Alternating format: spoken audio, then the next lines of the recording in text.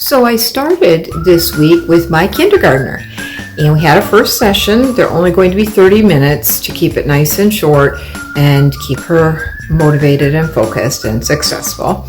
We started with just putting out 2 colored blocks and having her replicate that while she was looking at it, and then hiding it and having her try to rebuild it again from memory. And then when she got that right, which she didn't get it the first time, but then the second time she got it correct, and then we added one. I added one, showed her how I was adding it, showed her there were going to now be 3. The 2 first ones she already knew, and then another one, and we just added one, and then I hid it, asked her to try to recall it, and she was able to do that. So that was really good. And then I made my mistake. I violated one of my principles that I always use with younger students or more basic level students, no matter what age they are.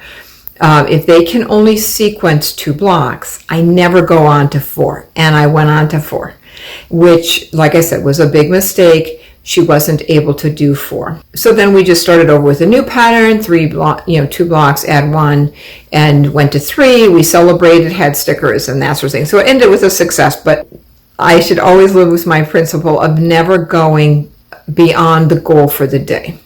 I would much rather have the student end early and succeed than to push them and possibly risk failure. After that, we got up and we did some clapping.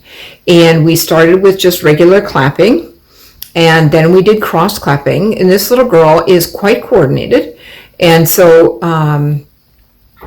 we were able to do cross clapping, and we were able to also do a variation of cross marching but without lifting our knees. And maybe I'll try and see if I can demonstrate that.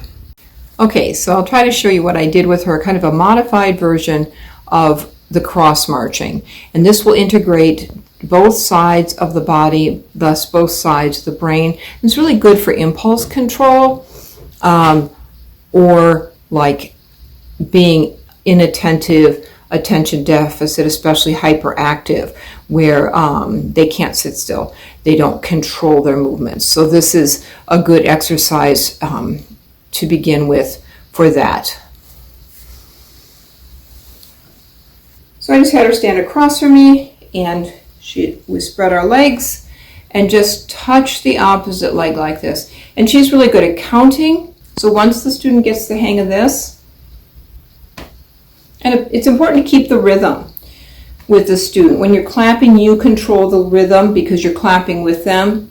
And when you're doing this, it's a little harder to control the rhythm, but you try to control it as much as you can, help them to go slowly and not be impulsive.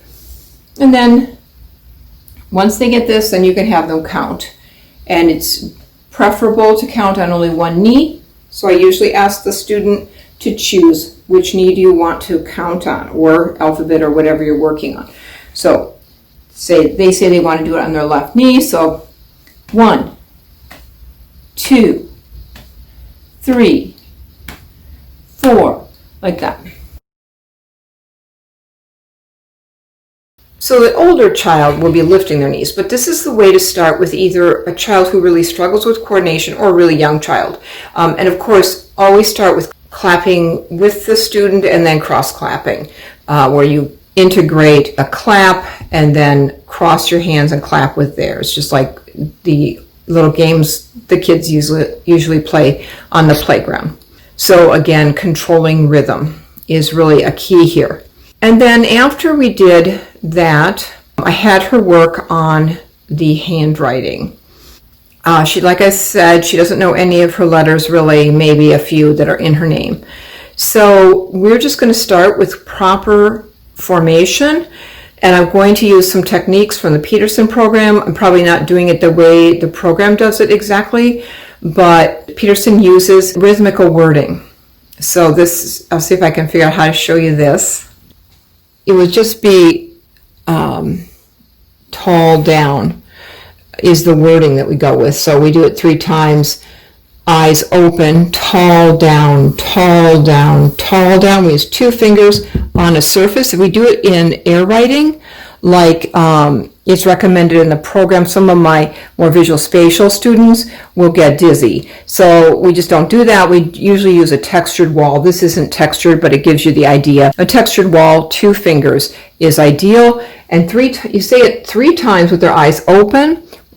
Tall down, tall down, tall down, and then have the student close their eyes, tall down, tall down, tall down, and encourage them to feel how that feels, to start at the top and go down.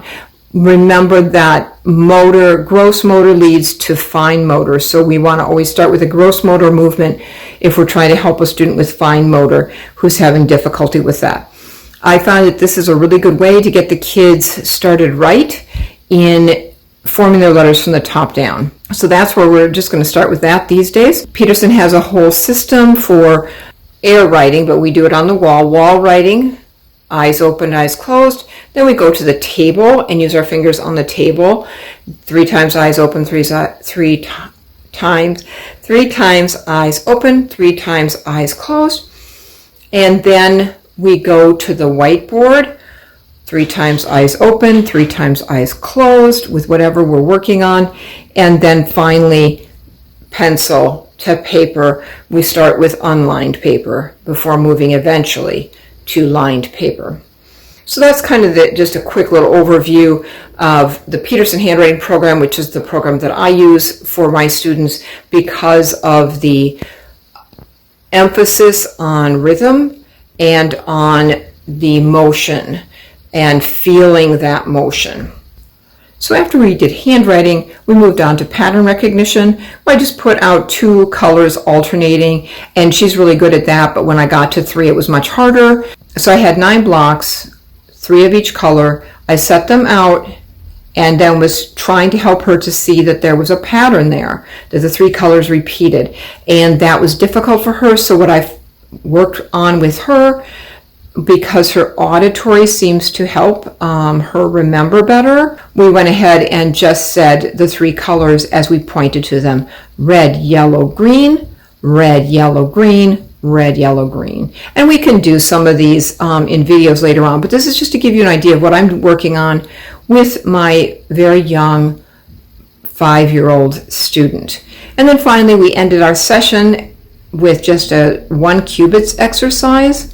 If you haven't seen my video on visual spatial perception, that talks a little bit about the qubits game, and I'll do a whole video on how to use qubits to teach visual perception. But the regular version of the program was too difficult for her, so I've ordered the junior version, Qubits Junior, which I've never used before, but it should work quite well for what I need with her to help her build her visual perception. So that was it, and got stickers after each exercise. Then I sent her over to the Ball-O-Viz-X tutor for 5 or 10 minutes of Ball-O-Viz-X just to help with that motor control, because that's such a great way to work on the impulse control. So that's, they're just doing a little bit with her too. That was our first session, so I'll let you know how our second and third session go next week.